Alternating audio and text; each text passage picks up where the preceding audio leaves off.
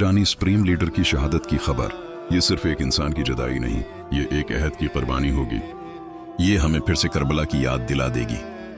वो करबला जहां हुसैन तन्हा थे, सामने लश्कर था, ताकत थी, जुल्म था, मगर हुसैन ने सिर झुकाकर जीना कबूल नहीं किया। उन्होंने हमें सिखाया, सिर तो कट सकता है मगर वक्त के यजीद के आगे कभी नहीं झुक सकता। आज भी वही पैगाम जिंदा है, जो हक पर खड़ा हो वो तन्हा भी हो तो मजबूत होता है, जो सच के रास्ते पर हो वो मरकर भी जिंदा रहता है। शहादत हार नहीं होती, शहादत एक ऐलान होती है कि जुल्म हमेशा के लिए नहीं और हक कभी खत्म नहीं होता।